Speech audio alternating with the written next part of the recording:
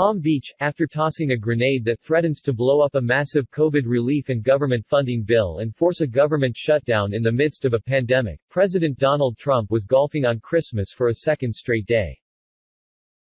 Failure to agree on the bill could deny checks to millions of Americans on the brink.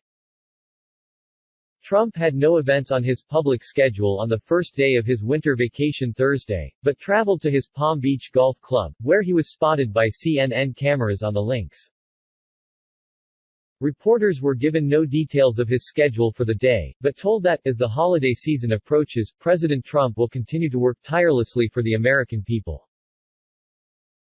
His schedule includes many meetings and calls. Trump's departure came as Washington was still reeling over his surprise, 11th-hour demand that an end-of-year spending bill that congressional leaders spent months negotiating give most Americans $2,000 COVID relief checks, far more than the $600 members of his own party had agreed to.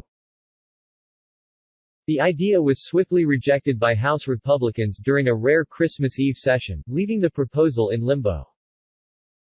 The bipartisan compromise had been considered a done deal and had won sweeping approval in the House and Senate this week after the White House assured GOP leaders that Trump supported it. If Trump refuses to sign the deal, which is attached to a $1.4 trillion government funding bill, it will force a federal government shutdown, in addition to delaying aid checks and halting unemployment benefits and eviction protections in the midst of the most dire stretch of the pandemic.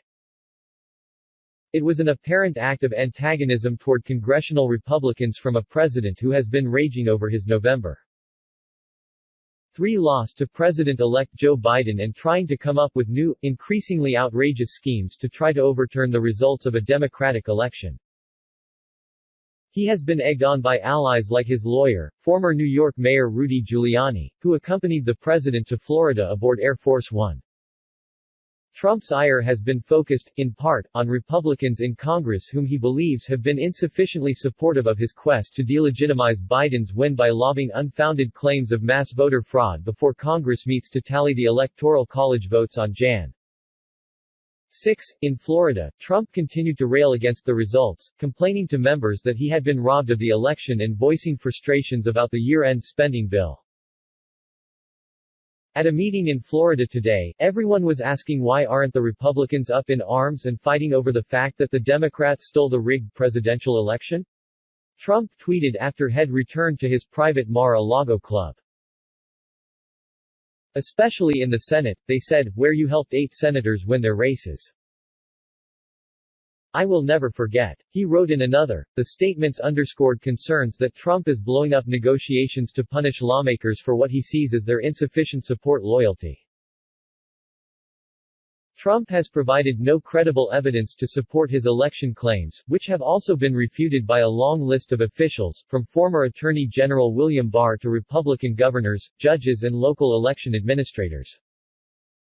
Meanwhile, the nation continues to reel as the coronavirus spreads, with record infections and hospitalizations and more than 327,000 now dead.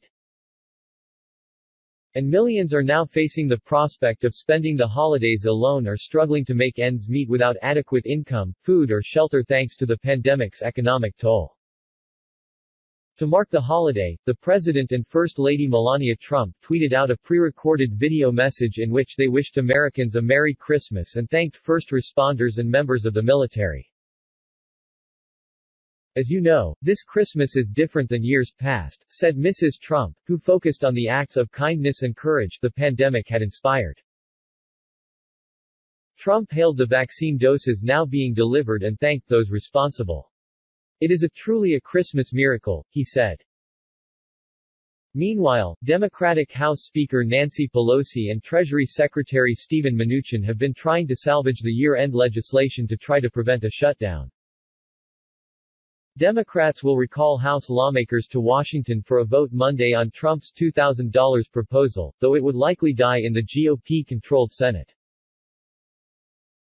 They are also considering a Monday vote on a stopgap measure to at least avert a federal shutdown and keep the government running until Biden is inaugurated Jan.